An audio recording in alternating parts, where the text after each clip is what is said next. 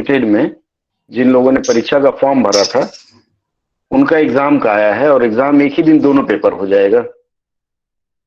ऐसा हो कि आप मान के चलें कि एक ही दिन दोनों पेपर हो और आपको असुविधा ना हो, इसलिए ट्रांसलेशन और पैसेज राइटिंग एक दिन और एक दिन हिंदी व्याकरण पे हम फोकस कर रहे हैं। तो ओके उस सर। गुड क्रम में इवनिंग। आज जी गुड इवनिंग, कैसे हैं सब ठीक हूँ भानु? सर। हाँ, चलिए सब ठीक है अच्छा, सर। ठीक है। तो आज की चर्चा, जैसे मैं पिछले हफ्ते मैंने चर्चा किया था, आप लोगों को याद होगा, मैं अव्यय के ऊपर बात कर रहा था। अव्यय का मतलब मैंने बताया था जिसका व्यय न होता हो, अर्थात ऐसे शब्द जो लिंग वचन और कारक के अनुसार जिनके प्रारूप में परिवर्तन ना होता हो। ठीक है, याद है आप लोगों को? नहीं, कोई बीच बीच में हाँ या ना बोल दिया करे तो मुझे लगेगा कि आप सभी लोग जगे हुए हैं। नहीं तो मुझे याद है वो जमाना जब हम क्लास करते थे, टीचर बोलते रहते थे, हम सो जाते थे। ऐसा तो नहीं है? चलिए मैं अपना यस सर। स्क्रीन प्रेजेंट कर रहा हूँ। ठीक है। मैं टाइप करता चलूंगा, हो सकता है कुछ टाइपोग्राफिकल एरर हो क्योंकि उतनी फास्ट टाइपिंग नहीं होगी, और फिर भी कुछ गलतियां हो तो एक बार मेरा ध्यान आकर्षित करिएगा। मैंने अव्यय पे चर्चा किया था और इंग्लिश में हो गया। अव्यय के मैंने बताए थे 6 भेद होते हैं, याद है आप लोगों को? नहीं है? जी सर। अव्यय के 6 भेद में से मैं संभवतः 3 या 4 पे चर्चा कर चुका था। देख पा रहे हैं मेरे स्क्रीन पे कुछ टाइप किया हुआ है? स्क्रीन देख पा रहे हैं आप लोग? नहीं देख पा रहे हैं? जी सर, दिख रहा है। देख पा रहे सर। ठीक है, फाइन। तो अव्यय के मैंने 6 भेद बताए थे, 6 में से 4, चौथे पे मैं चर्चा कर रहा था। याद है या बता दूं, रिकैप कर दूं? चलिए रिकैप मैं कर देता हूं। सबसे पहले अव्यय की पहचान बना देता हूं। जैसे मान लीजिए राम खाता है, मैं क्रिया से इसकी शुरुआत करूंगा। राम खाता है, इसमें खाना क्या है? खाना क्रिया है। अब अगर मान लीजिए मैं राम खाता है लिखा मैंने, अब इसके बाद मान लीजिए मैं लिखता हूं राम राम धीरे धीरे खाता है।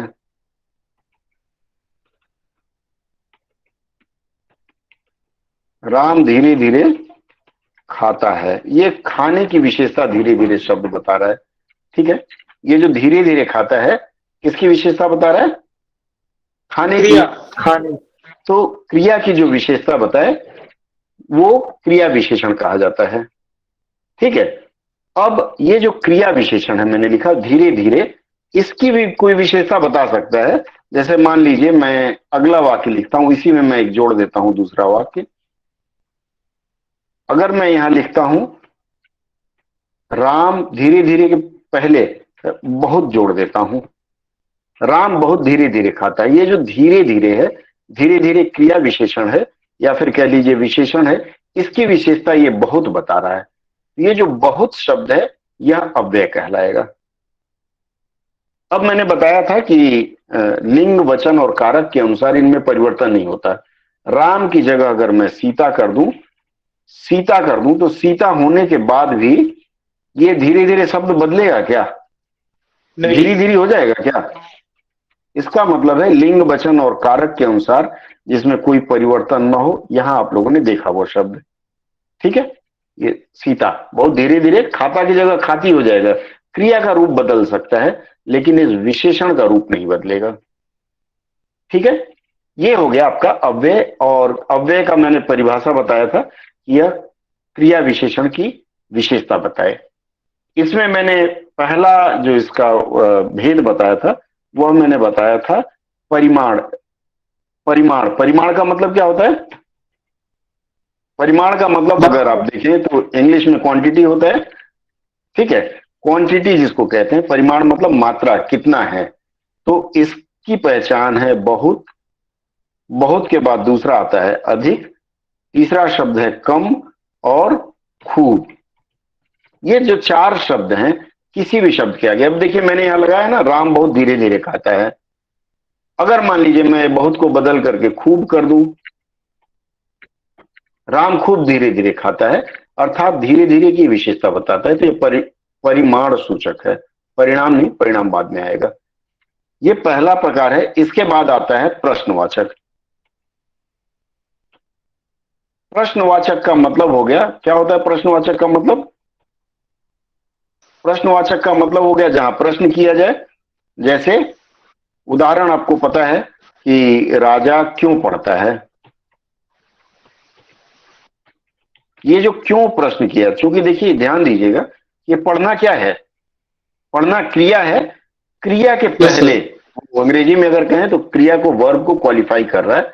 तो ये जो क्यों शब्द है, क्यों शब्द क्या हो गया? प्रश्नवाचक हो गया। थोड़ा सा हम और आसान कर दें इसको। अगर एक आमिर खान की एक फिल्म आई थी, उसमें एक गाना था। सर आप जी लिख रहे हो क्या ये सब? आप लिख रहे थे हाँ, क्या? मतलब दिख नहीं रहा था। अब दिख रहा है, आप दिख नहीं रहा है। ठीक है, अब दिख रहा है। जैसे ठीक है, मैं एक लाइटर साइड में जा रहा हूं। जैसे आमिर खान की एक मूवी आई थी, उसमें एक गाना था, हे क्या बोलती तू, हे क्या बोलती तू। अब ये देखिए, यहां बोलती जो शब्द है, बोलती शब्द क्या है? क्रिया है। क्रिया की ये विशेषता बता रहा है, क्रिया विशेषण या अव्यय हो सकता है। मैं शुरुआत में मैंने बताया था कि क्रिया विशेषण और अव्यय में विशेष अंतर नहीं है। प्रत्येक क्रिया विशेषण अव्यय है, पर हर अव्यय क्रिया विशेषण नहीं, ये मैं आप लोगों को बता चुका हूं। तो इस तरह जो क्या प्रश्न करे, ठीक है, जैसे वह, क्या वह स्वस्थ है, या वह क्या स्वस्थ है, इस रूप में होता है। ये क्रिया विशेषण में प्रश्नवाचक है। इसके बाद अगला आता है विस्मयादिबोधक। विस्मयादिबोधक का मैंने पहचान बताया था। विस्मय होना। विस्मय का मतलब एक्सक्लेमेशन, अंग्रेजी की तरफ से अगर आते हैं तो। विस्मयादिबोधक में सबसे पहले आता है हर्ष। हर्ष का मतलब मान लीजिए आपका कहीं सिलेक्शन हो गया, आपका चयन हो गया, तो बोलते हैं वाह, घर वाले बोलेंगे वाह वाह क्या बात है, मेरा बेटा कहीं सेलेक्ट हो गया। या फिर शाबाश कहेंगे, ठीक है, शाबाश कहेंगे, या फिर आहा कहेंगे, आहा, ठीक है। इस तरह के जो शब्द प्रयोग होते हैं वो विस्मयादिबोधक है। इसमें मैंने आपको बताया था हर्ष है, हर्ष के बाद शोक है, शोक के बाद आता है आश्चर्य। इसका स्क्रिप्ट भी मैंने आप लोगों से साझा किया था। इसके बाद आया है अनुमोदन, अनुमोदन के बाद आता है तिरस्कार, तिरस्कार के बाद आता है संबोधन। और संबोधन का एक पहचान मैंने बताया था, एजीओजी। फिल्म में, किसी फिल्म में गाना आपने सुना होगा, एजीओजी। तो इसमें रे, अरी, अरी, इस तरह का जो संबोधन होता है, वह संबोधन कौन सा अव्यय है? विस्मयादिबोधक का संबोधन अव्यय है। ठीक है, यहां तक मैं बता चुका था। अब अगला आते हैं हम समुच्चय बोधक। सर इसमें क्रोध नहीं आएगा? क्या? क्रोध? क्रोध? क्रोध तो एक भावना है ना। क्रोध किस रूप में करते हैं? तिरस्कार में करते हैं, प्रश्न में करते हैं, किस तरह से करते हैं, वो उसमें आ जाएगा। अब अगला आते हैं चौथा जो है, इसका मैंने बताया था नहीं बताया था, याद है आप लोगों को? बता दिया था, बता दिए थे। इसके सारे रूप मैंने बताया था या खाली इसका इंट्रोडक्शन दिया था? सर सिर्फ समानाधिकरण बताया था इसका। भाजक हो गया था। समानाधिकरण मैंने बताया था, ठीक है, एक रिकैप उसका भी देता हूं। क्या हुआ था राम जी? संयोजक और विभाजक। संयोजक और विभाजक, उसके बाद मैं बढ़ता हूं। हाँ, मैं इसका थोड़ा सा रिकैप कर देता हूं। समुच्चय बोधक जो है वह 4 प्रकार का होता है। इसके 4 स्वरूप हैं, 4 रूप मान लीजिए। 4 रूप में सबसे पहला है संयोजक। संयोजन का मतलब क्या होता है? जो जोड़ता है। संयोजक, संयोजक का मतलब जो जोड़ रहा है। कैसे जोड़ता है? जैसे इसका उदाहरण है और, जैसे राम और श्याम, एवं, मछली एवं दाल, तथा, ठीक है। सर आप लिख रहे हो तथा मैं लिख रहा हूं, नहीं देख पा रहे हैं आप लोग? राम जी आप नहीं देख पा रहे हैं? हाँ, थोड़ा वो जब टाइप करते हैं ना, एक आध सेकंड का गैप होता है, कन्वर्ट होता है ना। फोनेटिक में कर रहा हूँ, थोड़ा कन्वर्सन में समय लग सकता है, कोई दिक्कत नहीं। ठीक है, मैं थोड़ा उसके अनुसार धीरे धीरे चलता हूँ। तथा हो गया, और उसके बाद आता है विभाजक। संयोजक हो गया। ये समुच्चय बोधक अगर आप अंग्रेजी में देखेंगे तो अंग्रेजी में आता है कंजंक्शन। कंजंक्शन जो होता है वो अंग्रेजी का हिंदी में समुच्चय बोधक हो जाता है। ठीक है, इसको योजक भी कहा जाता है, और इसमें और, एवं, तथा ये 3 शब्द विशेष रूप से प्रयोग होते हैं। संयोजक के बाद आता है अगला विभाजक। यह भी मैंने समानाधिकरण का रूप है, ये मैंने बता दिया था। विभाजक भी बहुत आसान है। विभाजक में क्या क्या आता है? या, उसके बाद आता है अथवा, अथवा के बाद आता है नहीं तो, नहीं तो के बाद आता है, मैं जो बोलता हूं उसको नोट कर सकते हैं आप लोग, ठीक है। नहीं तो के बाद चाहे, चाहे, चाहे, चाहे, उसके बाद और आता है क्या क्या, क्या क्या के बाद न, न, न और न। ये जो शब्द हैं, ये सारे शब्द इसमें आते हैं विभाजक में। अब विभाजक का मतलब क्या होता है? विभाजन आप लोग समझते हैं? विभाजन का मतलब होता है अलग अलग करना। जैसे अगर मैं बोलूं राम या श्याम, इसका मतलब है कि दोनों में से किसी एक को बोला जा रहा है, चाहे राम आ जाए चाहे श्याम आ जाए, तो यहां ये विभाजक का रूप होगा। ये जो या है वो विभाजक अव्यय है। इसी तरह से आप लोगों ने गाना सुना होगा, चाहे राम बन के चाहे श्याम बन के चले आना, एक भजन है। तो उसमें चाहे और चाहे मतलब चाहे और दोनों चाहे के बीच में कोई एक शब्द रहेगा। ठीक है, इसी तरह से न, न, न राम न श्याम, ठीक है, न राम न श्याम, मुझे तो बलराम चाहिए। न न आ गया, देखिए बीच में एक शब्द है, संज्ञा शब्द प्रयोग होगा। ये जो सारे शब्द हैं एक बार और देख लीजिए, ये सारे शब्द किस में आएंगे? विभाजक में आएंगे। या, अथवा, नहीं तो, चाहे चाहे, क्या क्या और नाना। यहां तक मैं बता चुका था। अब इसके बाद जो इसका तीसरा है, तीसरा रूप है विरोध दर्शक।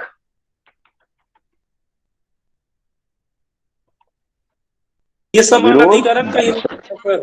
हाँ, ये समानाधिकरण के 4 रूप हैं। 4 में से 2 मैं उस दिन चर्चा कर चुका था, संयोजक और विभाजक। आज आपको विरोध दर्शक बता रहा हूं। एक चीज ध्यान दीजिएगा, ये जो मैं बता रहा हूं समानाधिकरण, मतलब ये जितना अव्यय है अनुवाद के लिए बहुत महत्वपूर्ण है। अनुवाद के लिए इसलिए महत्वपूर्ण है, जब आप अनुवाद करने जाएंगे, ट्रांसलेशन करेंगे, तो सबसे ज्यादा जरूरी होता है कहाँ किस कंजंक्शन का प्रयोग किया जाए। इंग्लिश में कंजंक्शन होता है, कहीं एंड लिखा हुआ है लेकिन उसका हिंदी में कोई दूसरा रूप प्रयोग होता है, तो उस रूप का ध्यान रखना है। इसलिए अव्यय का पाठ ध्यान से सुनेंगे आप लोग। अगर कुछ छूट गया हो उसको दोबारा आप लोग रिकलेक्ट करने का प्रयास करेंगे, ठीक है। अब इसमें विरोध क्या क्या से वाक्य बोलिए ना सर। क्या क्या न जुल्म सहे आपकी खातिर, गाना नहीं सुना आपने? सर उसमें तो अभी आप बोले ना कि क्या के बाद एक शब्द आना चाहिए, पर यहाँ पर तो क्या क्या एक के बाद एक ही आ रहा है। क्या राम क्या श्याम, अच्छा अच्छा, दोनों मेरे लिए पूजनीय हैं। ठीक है, कई ऐसे वाक्य कई आएंगे। मैं आपको एक टास्क दूंगा अभी वाक्य बनाने के लिए, तब आपको ये चीजें स्पष्ट हो पाएंगी। ठीक है, आगे बढ़े हम विरोध दर्शक से।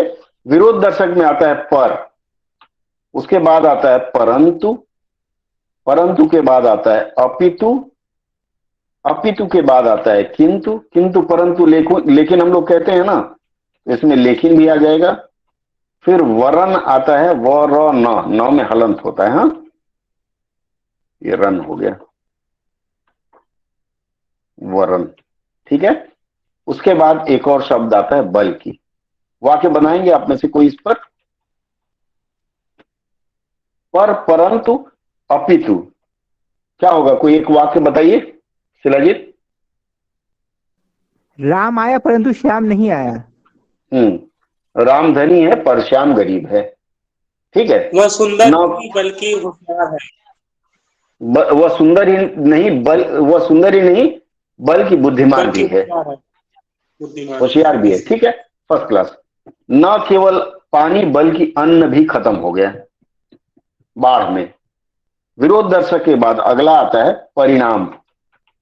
ध्यान दीजिएगा, इसके पहले मैंने जब शुरुआत किया था अव्यय का, तो मैंने वहां जी लिखो सर। क्या? वरण में जो न से न वाला रहता है ना, वरण न, हाँ, वरण ये न, अण नहीं होगा। वरण तब तो शादी में वरण करते हैं ना आप लोग, पत्नी पति का वरण करती है, मतलब लड़की लड़के को पति रूप में वरण करती है, न ठीक है, या फिर आप किसी का वर्ण करते हैं, हाँ वो अड़ा होगा, ठीक है। जैसे परिणाम में जो अड़ा है, न को उल्टा घुमा दीजिए, न का मुंह एकदम ऊपर तक ले जाइए, ठीक है। अब आगे आते हैं हम लोग परिणाम। परिणाम का मतलब होता है निमित्त, ठीक है, फल जो है। परिणाम में आता है, परिणाम दर्शक इसको पूरा बोलेंगे, जिससे परिणाम का पता चले। जैसे सो अंग्रेजी में भी होता है और हिंदी में भी होता है, दोनों मान के चलिए समान समान है। सो के बाद होता है अतः, अतः के बाद इसलिए, इसलिए के बाद आता है अतएव, अतएव के बाद आता है, क्या आना चाहिए बताइए?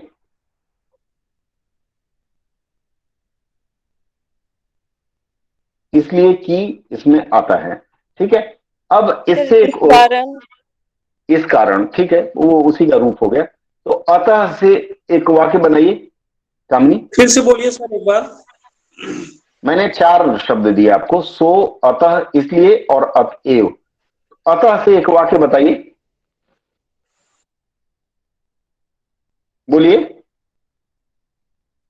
वह साल भर नहीं पढ़ा अतः वह फेल हो गया। ठीक है, वह बीमार है अतः घर से बाहर नहीं निकला। शहर में कोरोना की लहर है अतः सभी लोग घर के अंदर रहें। सरकार की तरफ से घोषणा हो रही है ना, रोज ही हो रही है, ठीक है। बाद अतः आपको मास्क पहनना जरूरी है, ये अतः से हो गया। सो से क्या होगा?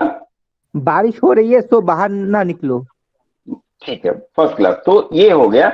हमेशा ध्यान रखिएगा कि अव्यय जहां भी आएगा उसके बाद क्रिया का एक रूप अवश्य रहेगा। अव्यय के बाद एक शब्द विशेषण रूप रह सकता है या फिर सीधे क्रिया का एक रूप रह सकता है। सर अर्थात हाँ, इसमें बोलिए। आएगा क्या? अर्थात मैंने इसके पहले बताया था ना। ओह अच्छा, ठीक है सर। ठीक है, आगे भी आएगा अर्थात, फिर आएगा।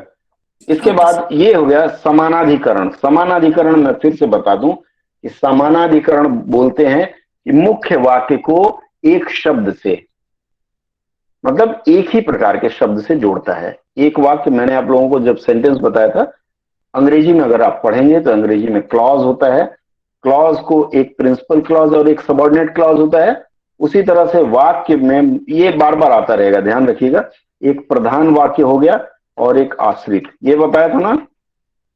ये जो प्रधान वाक्य है इसी को मुख्य वाक्य भी कहा जाता है। तो ये समुच्चय बोधक का काम है कि मुख्य वाक्य को एक शब्द से जोड़े, मतलब मुख्य वाक्य में कोई एक शब्द जुड़े या कई बार 2 शब्द जोड़ते हैं, ठीक है। अब आगे बढ़ते हैं। ये 4 मैंने बताया समानाधिकरण समुच्चय बोधक का। अब अगला मैं आपको बताने जा रहा हूं व्यधिकरण। व्यधिकरण समुच्चय बोधक, ठीक है। व्यधिकरण, व्यधि मतलब व्याधि मत बोलिएगा,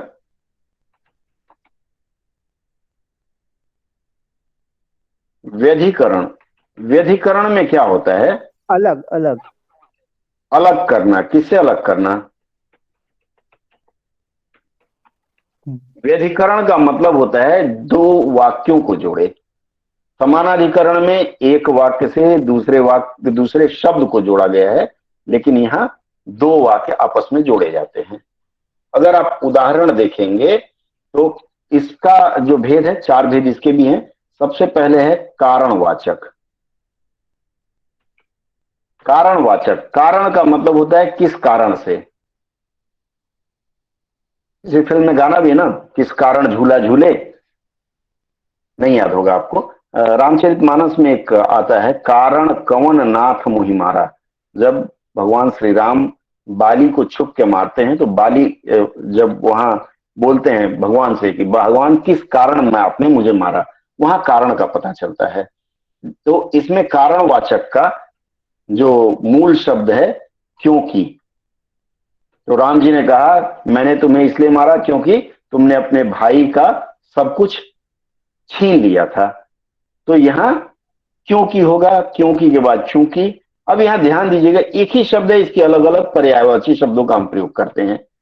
इसलिए मैंने तुम्हें इसलिए मारा कि तुम बदमाश हो, इसलिए की भी लिखते हैं, इसलिए कि तुम बदमाश हो। ये 4 शब्द होंगे जो कारणवाचक में आएंगे। इसका मतलब है इसके साथ कहीं ना कहीं कारण प्रदर्शित होता होगा।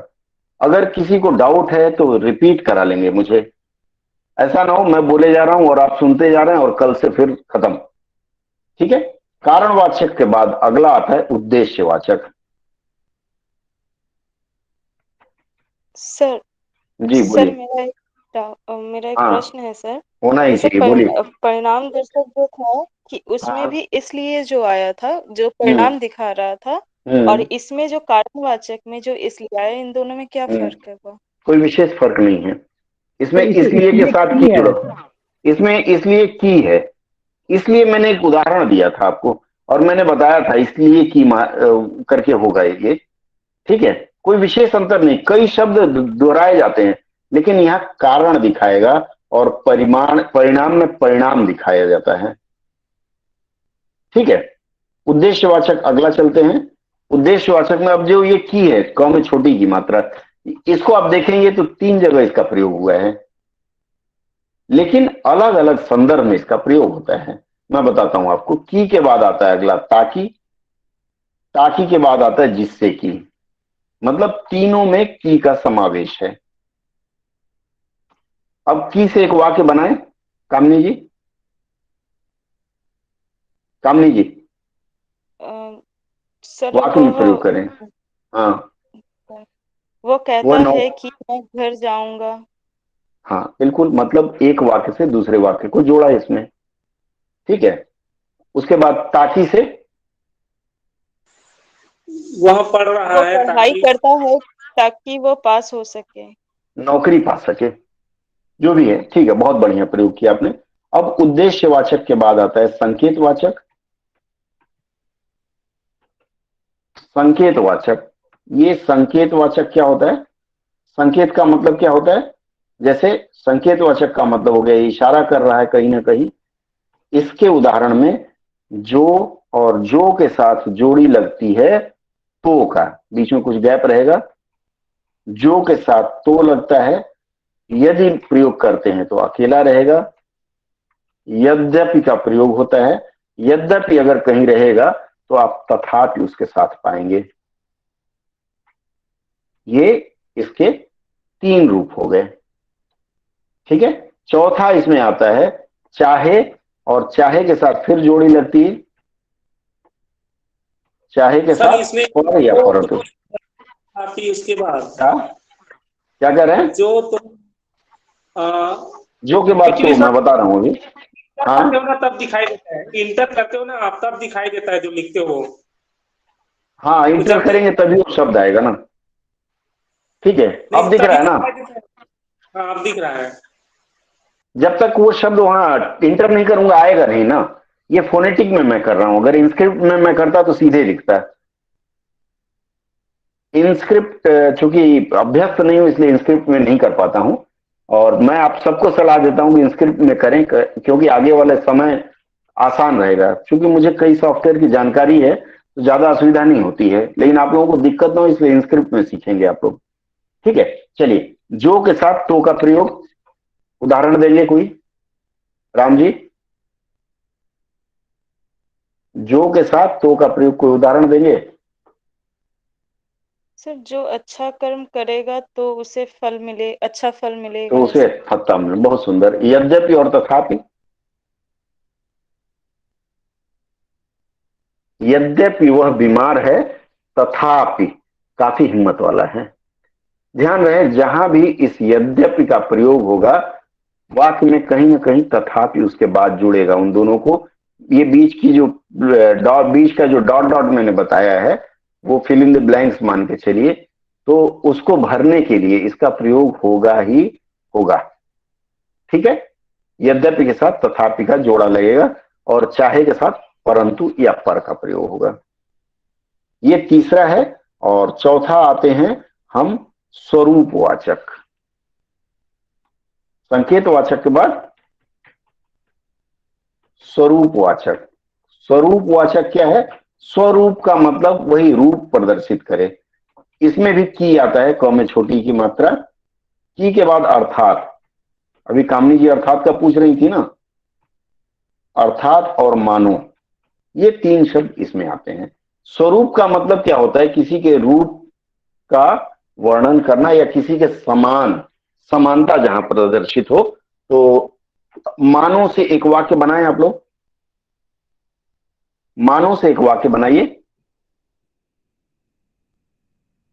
बोलिए, कोई तो बोलिए, शिला जी, कामिनी जी।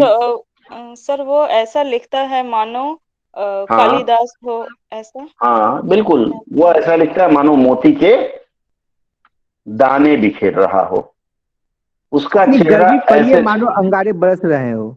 बिल्कुल उसका चेहरा ऐसे दमक रहा है मानो आग के शोले निकल रहे हो, इस तरह से। अर्थात से,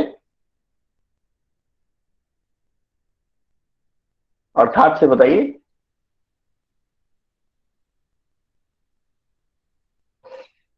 अरे बोलिए, क्यों रुक गए?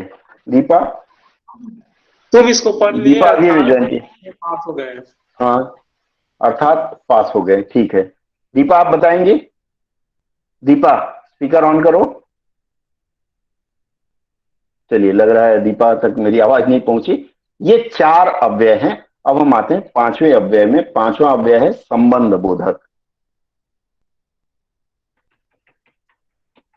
अव्यय का पाठ फिर मैं बताऊंगा, अनुवाद के लिए बहुत महत्वपूर्ण है, इसलिए अव्यय की जानकारी होनी चाहिए। अब ये संबंध बोधक क्या है? संबंध बोधक का मतलब ये नहीं हुआ कि चाचा ताऊ भतीजा, नहीं, वो नहीं है।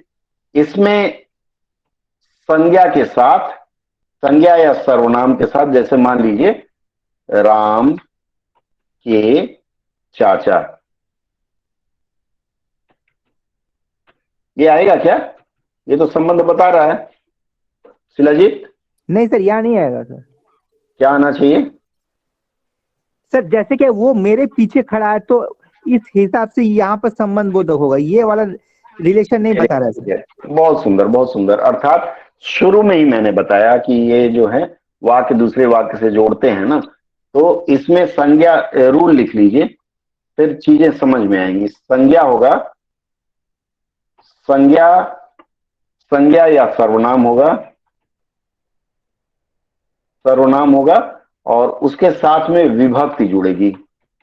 विभक्ति से परेशान ना हो, कारक चिन्ह है, जैसे का, के, की होता है ना, ये जो कारक चिन्ह है वो उन्हें विभक्ति कहा जाता है, और उसके बाद अव्यय आएगा।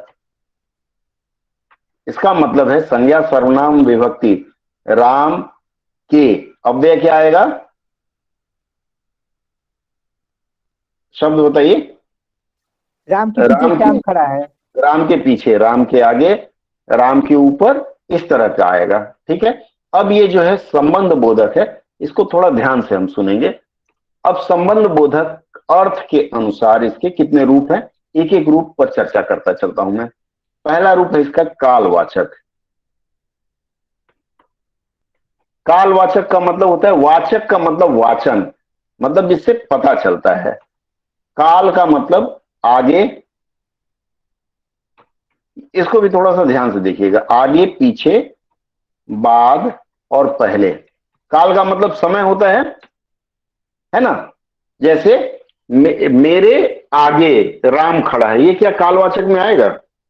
नहीं सर, नहीं सर, स्थानवाचक। ये स्थानवाचक हो जाएगा। कालवाचक में वो आएगा वो जैसे मेरे आगे आया है, वो मेरे आगे आया, या फिर वो मेरे पीछे आया। ट्रेन के आगे बस आ गई, ठीक है, मतलब मुझे ट्रेन में चढ़ना था, बस आ गई। इसी तरह से बाद का भी है, ट्रेन गई उसके बाद बस आई, ट्रेन जाने के बाद बस आई। उसी तरह पहले का प्रयोग होगा। अब ये जो कालवाचक में हमने आगे पीछे का प्रयोग किया है, ये आगे पीछे स्थानवाचक में भी आएंगे। इसका अगला स्वरूप है स्थानवाचक। सर यहाँ पर अगर कब से अगर प्रश्न किया जाए, जब उत्तर मिले तभी इसका उत्तर मिलेगा कालवाचक। आप टाइम मान के चलिए ना, और भी आसान है, कब ना भी करें तो टाइम मान के चलें। और स्थान में कहां होता है, ठीक है। अब जैसे आगे और पीछे, वो कहते हैं ना, तितर के दो आगे तितर, तितर के दो पीछे तितर, मतलब तितर जा रहा है, उसके आगे भी तीन और उसके पीछे भी तीन। ये आगे पीछे स्थान है, मेरे आगे मेरे पीछे। और ऊपर वाले में क्या आएगा? समय। अब जैसे पहले है, वो एक गाना है ना, मेरे जागने से पहले हाय रे मेरी किस्मत जग जाती है या सो जाती है। ठीक है, चलिए आगे पीछे के बाद इसमें स्थान में नीचे भी आता है, नीचे और ऊपर। थोड़ी देर पहले मैंने राम का उदाहरण देके समझाया था आपको। स्थानवाचक के बाद आता है दिशावाचक। दिशा का मतलब क्या हो गया?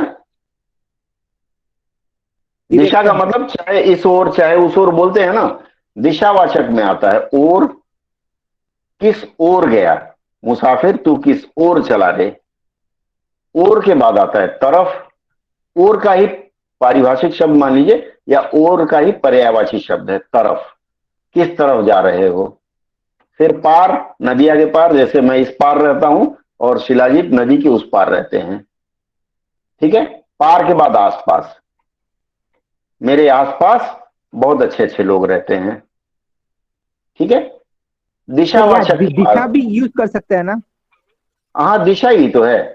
नहीं, मतलब दिशावाचक में दिशा शब्द भी यूज कर सकते हैं, जैसे वो किस दिशा गया, है ना? नहीं, दिशा शब्द फिर संज्ञा हो जाएगा, अव्यय शब्द आना चाहिए ना। किस ओर गया, किस तरफ, स्थानवाचक में क्या क्या? स्थानवाचक में मैंने आप बताया आपको, आगे देख लीजिए फिर से, मैंने बताया आगे पीछे ऊपर नीचे। अंग्रेजी के हिसाब से देखें, आगे इन फ्रंट, बैक, नीचे बिलो या बीनीथ, और ऊपर का up, twinkle twinkle little star में सारा आ जाता है। ठीक है, आगे बढ़े। दिशावाचक के बाद आता है साधनवाचक। साधन का मतलब मीडिया, मीडिया या मोड होता है। साधनवाचक का उदाहरण होगा आपका द्वारा। जैसे मान लीजिए आप किससे आए, तो मैं बस द्वारा आया। ठीक है, द्वारा के बाद आता है जरिए, द्वारा का ही रूप है। आप किसके जरिए आए, मान लीजिए किसी ने आपको मेरे पास भेजा है, तो आप किसके जरिए आए, माध्यम हो गया। उसके बाद सहारे, सहारे का मतलब सीढ़ी के सहारे छत पे चढ़े। और मार्फत, मार्फत का ध्यान रखें, कुछ लोग ऐसे लिखते हैं मार्फत, फौ के ऊपर र ले जाते हैं, लेकिन इसका सही प्रारूप है ये मार्फत, इस तरह लिखते हैं। ठीक है, आजकल वैसे इसको भी स्वीकार कर लिया गया है मार्फत। मार्फत भी वही सहारे या जरिए का ही एक रूप है। साधनवाचक के बाद आता है हेतु। हेतु से होगा? मतलब, हाँ क्या? से होगा, से हम ट्रेन से आए। ट्रेन से आए, वही द्वारा हो गया ना, द्वारा का ही प्रारूप है हेतुवाचक। अब आते हैं हम हेतुवाचक में। हेतु का मतलब होता है फिर वही कारण बनता है, लिए। लिए, लिए के बाद क्या आएगा? मारे। मारे तो आप लोगों ने सुना ही होगा, कारण, उसके बाद वास्ते। ठीक है, अब मारे का, भूख के मारे मेरे प्राण निकल रहे हैं, या प्यास के मारे मेरी जान निकल रही है। ठीक है, जीने के लिए आगे पता ही है आप लोगों को, कारण, किस कारण झूला झूले, वो एक बार उसमें आ जाता है, तो कारण बताएंगे। हेतु मतलब पर्पस क्या है, वो आता है यहां। हेतुवाचक के बाद आता है व्यतिरेकवाचक, बहुत सूक्ष्म है, ध्यान रखेंगे तो प्रीपोजिशन अंग्रेजी का या हिंदी का दोनों आपको दिक्कत नहीं होगी। व्यतिरेकवाचक, व्यतिरेकवाचक में क्या होता है? सिवा, तेरे सिवा नहीं कोई और सहारा मेरा। इसके बाद अलावा आता है, राम के अलावा कोई नहीं आया। बगैर, ये तो शेर सुना ही होगा, तेरे बगैर जिंदगी खुशी बन के रह गई। ठीक है, बगैर के बाद आता है अतिरिक्त। अतिरिक्त के बाद आता है रहित, जैसे सुगंध रहित, मतलब उसमें सुगंध नहीं है, वो व्यतिरेक का एक उदाहरण है। इन सब का आप वाक्य में प्रयोग करके देखेंगे तो आप कभी भूलेंगे नहीं। सर व्यतिरेक का मतलब क्या होता है?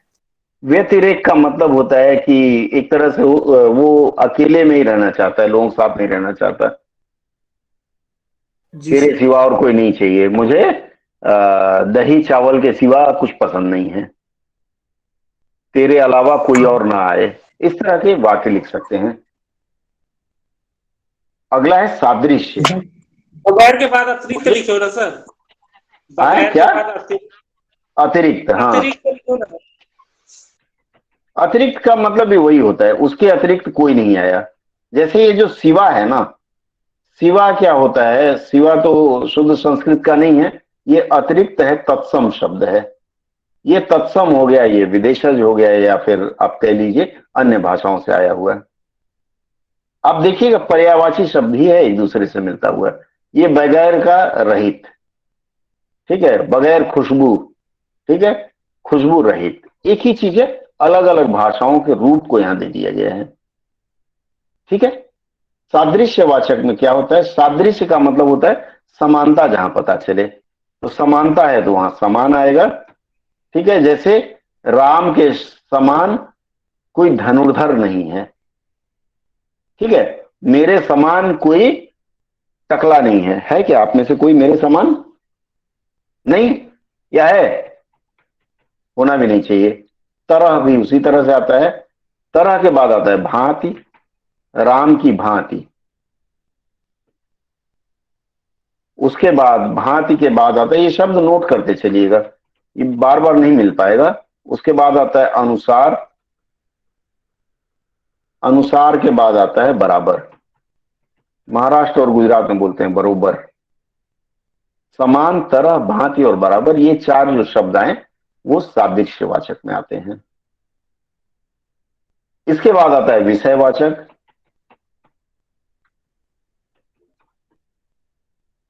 विषयवाचक का मतलब क्या हो गया? विषय ही होता है, किस विषय में बात कर रहे हैं। यहां विषय हो गया। विषय के बाद आता है जान, जान पड़ा, नाम। ये तीन होते हैं। विषयवाचक अमूमन प्रयोग कम होता है, फिर भी इसका प्रारूप आप जान लीजिए, विषय, जान और नाम। ठीक है, CSIR की परीक्षा में एक बार इनके प्रारूपों को पूछ दिया था। विषयवाचक के बाद आता है विरोधवाचक। विरोधवाचक तो आप सब समझते ही होंगे, जहां विरोध प्रकट हो, इसका मतलब यहां हो गया विरोध, या इसको विरुद्ध कहेंगे। जैसे राम के विरुद्ध सभी लोग हो गए। ठीक है। विरुद्ध के बाद आता है उल्टा।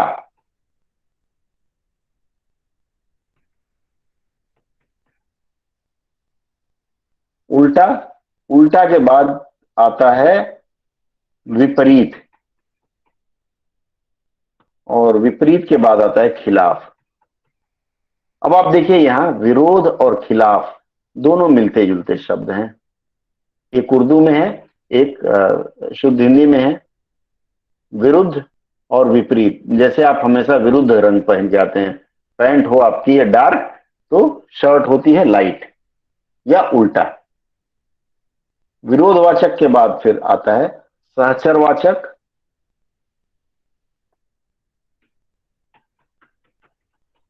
सहचरवाचक का मतलब क्या होता है? साथ साथ। हाँ, सहचर। और सहचरी कहें तो क्या होता है? सहचरी पत्नी को कहा जाता है। ठीक है। सहचरवाचक अव्यय क्या क्या है? सहचरवाचक में आता है साथ साथ, आपने खुद ठीक ही बताया, हम साथ साथ हैं। साथ के बाद आता है संग, साथ और संग एक ही चीज है। संग के बाद आता है सहित, सहित के बाद आता है समेत। परिवार समेत आइएगा भोजन पर, वहां समेत होता है। ठीक है। और सहचरवाचक के बाद आता है तुलनावाचक। तुलनावाचक, तुलनावाचक में आता है अपेक्षा। राम की अपेक्षा श्याम अधिक गोरा है। अपेक्षा के बाद अगला शब्द है बनिस्पत, BA। बनिस्पत के बाद आता है सामने। जैसे बोलते हैं ना, मेरे सामने वह टिक नहीं सकता। फिर आगे, मेरे आगे कोई टिक नहीं सकता। अब आगे का देखिए 3 जगह प्रयोग हुआ, आगे ऊपर भी प्रयोग हुआ है, लेकिन यहां आगे क्या है, तुलना करने के लिए किया गया है, और वहां स्थान बचाने के लिए किया गया था, स्थान और काल बताने के लिए। तो शब्द या वाक्य के प्रयोग के अनुसार इनका प्रयोग या इनका अर्थ बदल जाता है। सर बनिस्पत का बता देंगे। बनिस्पत, राम के बनिस्पत, बनिस्पत और अपेक्षा एक ही। अपेक्षा संस्कृत में है और बनिस्पत जो शब्द है वह उर्दू का शब्द है, या अरबी फारसी से आया होगा, हम उर्दू ही मान लेते हैं क्योंकि उर्दू ने इन्हें स्वीकार कर लिया है। ठीक है, राम के बनिस्पत श्याम ज्यादा समझदार है। Okay sir. ठीक है, अब इसके बाद इसका आखिरी है संबंध बोधक का संग्रहवाचक। संग्रहवाचक, संग्रह का मतलब क्या होता है, इकट्ठा करना। जैसे भर शब्द है, हाँ, वो किसी फिल्म में डायलॉग है ना, चुटकी भर सिंदूर का मोल तुम क्या जानो बाबूजी, सुना होगा आप लोगों ने। वो भर, भर का मतलब संग्रह कर रहे, चुटकी में ले लिया। ठीक है, मुट्ठी भर अनाज, मुट्ठी भर लोग, मुट्ठी में जो भर जाए, अर्थात संग्रह हो गया। तक, तक भी इसी तरह से होता है। और मात्र, मात्र 2 पैसे दे दो बाबूजी, वो संग्रह का भाव आ गया। और पर्यंत, ठीक है, सुबह पर्यंत, ये इसने गलत ले लिया। ठीक है, पर्यंत, ये हो गए संग्रहवाचक। और इसके साथ ही संबंध बोधक अव्यय का विवरण यहां समाप्त होता है। सर मात्र परिमाणवाचक ना हुआ सर? मात्र परिमाणवाचक में भी आया है और संग्रहवाचक में। देखिए एक बार ऊपर से फिर से आप देखिए, स्क्रीन पर अगर आप देख पाएंगे तो यहाँ बहुत खूब अधिक कम है। प्रश्नवाचक में क्यों और क्या है, इसके बाद और एवं तथा है। और ये अब देखिए पर परंतु विरोध दर्शक में भी आया है और बाद में भी परंतु का प्रयोग हुआ है, परंतु संग्रहवाचक में भी पर्यंत होता है, थोड़ा सा अंतर हो गया। तो ये जो प्रयोग आप देख रहे हैं, यह प्रयोग विशेष करके अनुवाद में आपके काम आएगा। अव्यय में संबंध बोधक, चूंकि अब इसमें मैं आगे नहीं बताऊंगा, इसलिए नहीं बताऊंगा कि कंफ्यूजन अधिक ना हो जाए। सर एक वाक्य बोलिए ना सर, मात्र से इसके जहाँ लिए संग्रहवाचक के रूप में प्रयोग हुआ हो। मात्र 5 रुपए दिया, बाबूजी ने मात्र 5 रुपए दिया। ठीक है, स्पष्ट हुआ, हाँ या ना? Yes sir. चलिए अब थोड़ा सा अभ्यास करा लें, हम आपको देखें कि अभी तक आप कितना हिंदी व्याकरण समझ पाए हैं। सर एक छोटा सा, हाँ बोलिए। सर आपने एक जगह पर कहा था, वो हम थोड़ा नोट नहीं कर पाए। अब वह जहां भी रहेगा उसके बाद क्या रहेगा सर, वो वाला नोट नहीं कर पाए। कौन सा? आपने मैंने कहा बताया था अब वह जहां संबंध भी रहेगा बोधक का, उसके बाद संबंध बोधक का मैंने बताया था, या आगे मैंने अव्यय का एक परिचय आपको दिया था एकदम स्टार्टिंग में। देखिए अव्यय का मैंने परिचय दिया था, मैं इसको अभी ग्रुप में डाल दूंगा। हाँ ठीक है, अव्यय का मैंने आपको एक परिचय दिया था।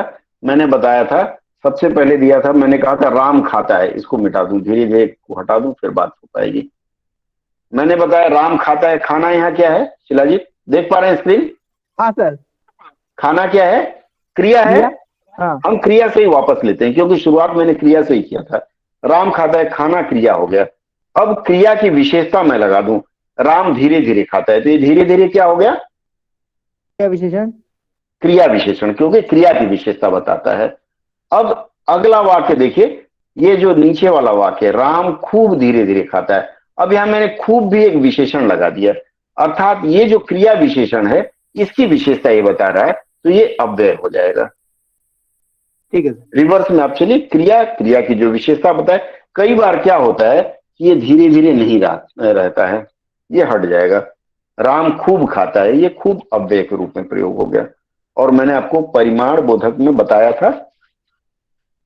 ठीक है, ये स्क्रिप्ट ग्रुप में जो लोग हैं मैं उनको शेयर कर दूंगा, आप लोग उसको देख लीजिएगा। कोई संदेह और किसी को? सर ये खूब वाला थोड़ा एक बार रिपीट करिए ना। खूब वाला जो अभी बता रहा था, या खूब से जो मैंने बताया था उससे? क्रिया विशेषण अव्यय वाला थोड़ा। चलिए मैं फिर से दूसरा ले लेता हूं। ठीक है, थोड़ा सा, चूंकि आप लेडी हैं तो आपसे मिलता जुलता बताता हूं, ठीक है। सीता श्रृंगार करती है, या सीता गाना गाती, हाँ, गाना गाती है।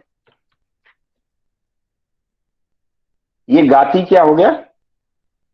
क्रिया। गाती क्या है व्याकरण के हिसाब से?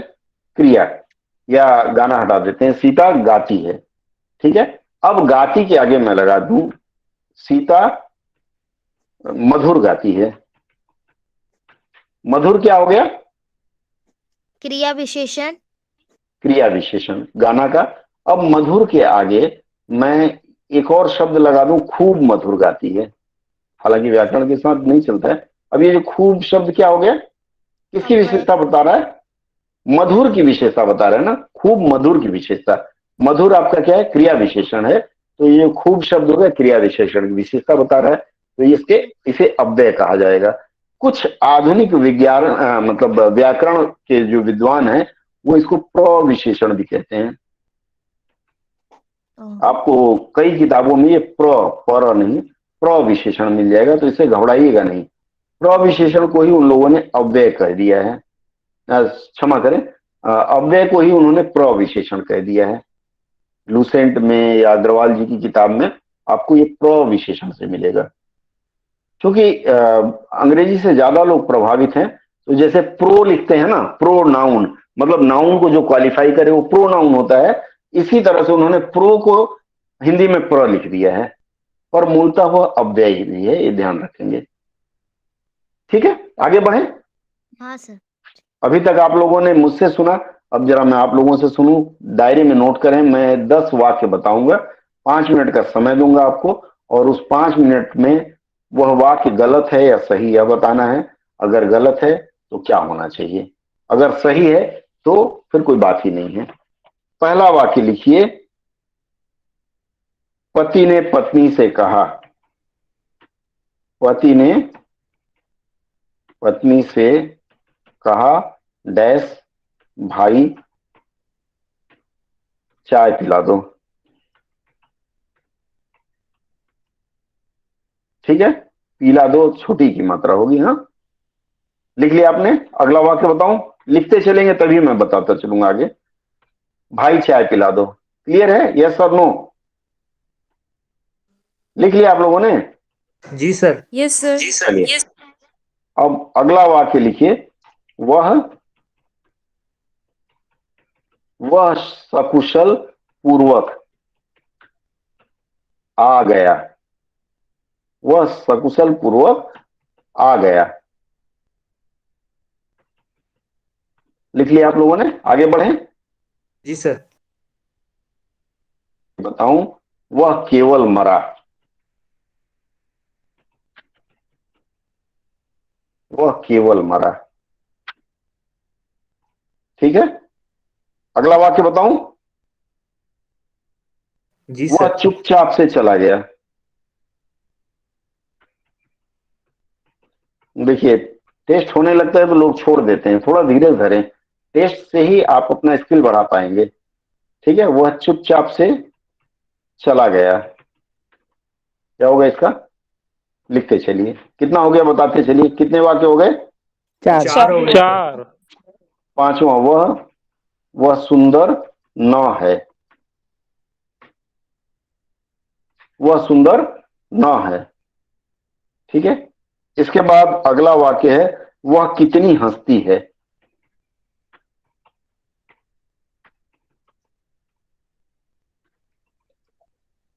वह कितनी हंसती है। उसके बाद है, अगला है, मैं उसे थोड़ी ही पहचानता हूं या पहचानती हूं, मैं उसे थोड़ी ही पहचानती हूं, ठीक है। कितने हो गए? 7। 7 हो गए। 7। 7। 3 और दें। उसके बाद लिखिए, वह खंभे टेढ़ा गाड़ रहा है, वह खंभे टेढ़ा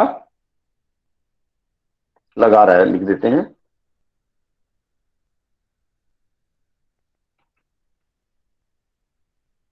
टेढ़ा लगा रहा है, ठीक है। इसके बाद 8 हो गया ना। न मोहन खाता है न सोता है, और आखिरी उसे घर न है। ये 10 वाक्य मैंने आपको दिया। और क्या हुआ? आखिरी वाला फिर से बोलिए। उसे घर न है, उसे घर न है। स्क्रीन पे देख सकते हैं आप लोग, ये 10 वाक्य हैं। 58 हो रहा है, 7:58 हो रहा है। 5 मिनट का समय आपको दे रहा हूं। 5 मिनट का समय इसलिए दे रहा हूं, अगर गलती है तो क्यों गलती है, और उसके नीचे आप इसको सुधार कर लिखेंगे। 58 हो रहा है, 5 मिनट मतलब 20:04 में पेन डाउन स्वेच्छा से कर दीजिएगा, ताकि पता चले आप अपने प्रति कितने ईमानदार हैं। Run run run. मैं समय गिनता हूं तब तक।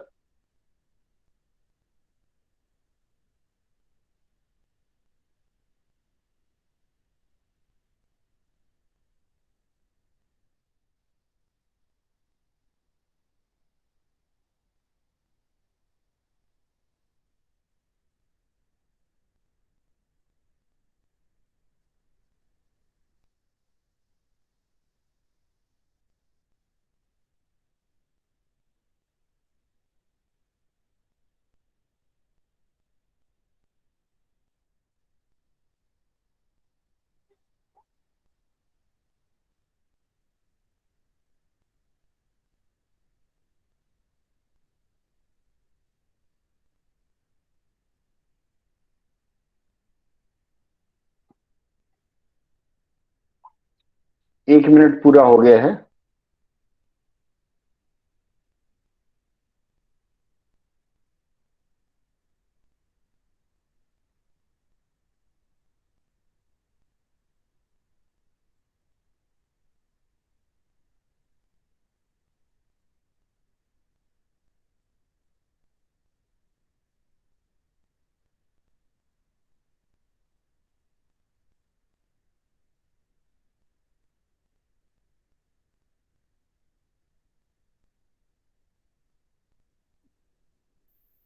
दो मिनट पूरे हो गए।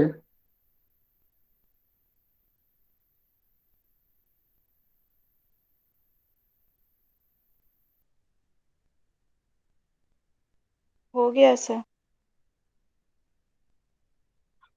रुक जाइए, बाकी लोगों को भी कर लेने देते हैं। खुल के समय दिया हूं, दोहरा लीजिए।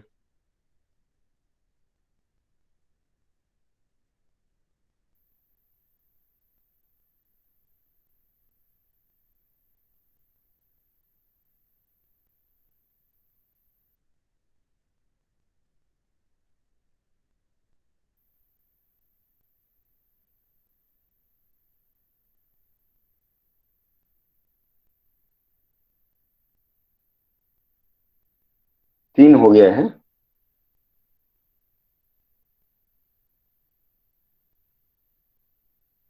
सबका हो गया?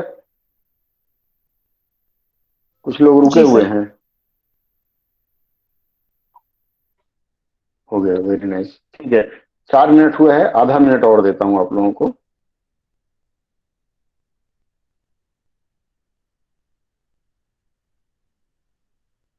सौम्या जी, आपने मेरे चैनल को सब्सक्राइब किया हुआ है क्या? हाँ जी सर। सौम्या जी, हाँ जी सर, किया है। चलिए बहुत अच्छा, क्योंकि नई नई जानकारियां आती रहेंगी। चलिए हम शुरू करते हैं। Time is up, please pen down कर दीजिए। पति ने पत्नी से कहा, भाई चाय पिला दो। इसमें कहीं गलती मुझे नहीं लगती, आपको लग रही है क्या? भाई जी होना नहीं सर। चाहिए क्या सर? भाई बताइए, किसी को गलती भाई मिली हो। हो तो बताइए। भाई भाई भाई, भाई। भाई भाई भाई हाँ भा बिल्कुल का। सही, ये भाई मैं बिल्कुल, हाँ भा नहीं होगा। लेकिन थोड़ा सा मैं बता दूं, अगर आप गुजरात में हैं तो गुजरात में भाई और बहन स्वाभाविक है, कहा जाता है। जैसे रमेश भाई, पत्नी अपने पति को बोली रमेश भाई चाय पिला दो, ठीक है, और वो बेन बोलेंगे, शारदा बेन चाय पिला दो, लेकिन वो गुजराती भाषा में चलता है, हिंदी में उसका प्रयोग नहीं होता, भाई नहीं हो भाई होता है, संबोधन में आता है ये। अगला वाक्य है वह सकुशल पूर्वक आ गया, क्या होगा इसका? गलत है या वहाँ नहीं है? सकुशल गलत है वहाँ सर। सक- उसका कुशल आ गया। वहाँ सर सकुशल या आ तो गया। पूर्वक नहीं सकुशल होगा, होगा या तो कुशल पूर्वक होगा। यहाँ पूर्वक नहीं होगा, पूर्वक हटा देते हैं। इसका क्या है, कारण क्या है? तर्क यह है कि एक समान दो शब्द प्रयोग नहीं होते वाक्य में, अगर शब्द रिपीट होते हैं, दोहराए जाते हैं, तो वाक्य गलत माना जाता है। अगला वाक्य लेते हैं, वह केवल मरा, केवल क्या वह होना मरा। चाहिए? केवल वो मरा। केवल वह मरा, ठीक है। अगर आप लोगों ने कुछ और लिखा है तो गलत है। ध्यान रहे, 9 से अधिक गलती वाले फेल माने जाएंगे, सिर्फ एक गलती करने की इजाजत है। वह चुपचाप से चला गया, यहाँ चुपचाप वह चला गया। से हट जाएगा। चुपचाप चला गया। यहाँ से नहीं होगा, कारक चिन्ह से का इसमें प्रयोग नहीं होगा। कारक के बारे में मैं बताऊंगा तो इस पर चर्चा करूंगा। वह सुंदर न है, नहीं। क्या होना चाहिए यहाँ? वो सुंदर नहीं है। वो सुंदर नहीं है। ये वह सुंदर है ना। जैसे मान लीजिए मैं विशाल जी, दोपहर की क्लास में मैंने विशाल जी की शादी नहीं हुई तो मैंने बोला कि विशाल जी की बहन गई है लड़की देखने उनके लिए, तो जब घर आएगी बहन तो बहन से भाई पूछेगा कि होने वाली बारे में सुंदर है ना, क्वेश्चन मार्क, ये इस तरह से होगा ना। प्लेसमेंट गलत है और इस पर भी वाक्य संबंधी त्रुटि होती है अगर प्लेसमेंट सही ना हो तो, ठीक है, ना शिफ्ट होगा। आगे बढ़िए।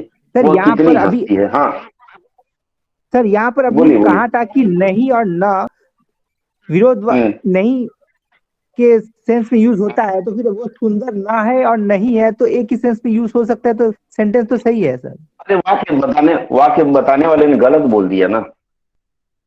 मान लीजिए विशाल का मैंने उदाहरण दिया था, तो विशाल ने सुंदर ना है, ये एक देहाती भाषा जो है हमारे इस तरफ की मिथिला वाली जो भाषा है या मुंगेर की जो भाषा है, इस तरह के जो स्थानीय भाषा है, समस्तीपुर बिहार का ये जो क्षेत्र है वहां चलता है सुंदर है ना, सुंदर ना है, मतलब तो उसी को हम उस रूप में तो नहीं लेंगे, हम हिंदी के रूप में लेंगे। मगधी अंगिका बज्जिका में वो चलता है। हिंदी में लेना है तो वो सुंदर है ना प्रश्नवाचक है। अगर आप नौ के साथ नहीं जोड़ना चाहते हैं इस वाक्य में, आप चाहते हैं तो यहां नहीं लिख सकते हैं, लेकिन अच्छा यही होता है कि अलग से शब्द तब तक न लें जब तक काम चल जाए शिफ्ट करके, ठीक है। आगे सर बढ़े। पर अभी अगला आपने कहा था कि नहीं हाँ, के साथ न का प्रयोग एक साथ हम लोग करते हैं, अभी तो आपने सर लिखवाया इसीलिए हमने पूछा सर। नहीं नहीं, मैं तो लगा ही नहीं रहा हूं ना, मैंने आपको पहले कभी बताया था वह सुंदर है ना, इस तरह से शुरू शुरू में जब मैं वाक्य के बारे में बता रहा था तो मैंने बताया इस तरह से भी प्रश्नवाचक वाक्य होता है। ध्यान करिए, नहीं ध्यान है तो फिर कभी चर्चा में बताऊंगा मैं। आगे बढ़े। अगला वाक्य, वह कितनी हंसती है,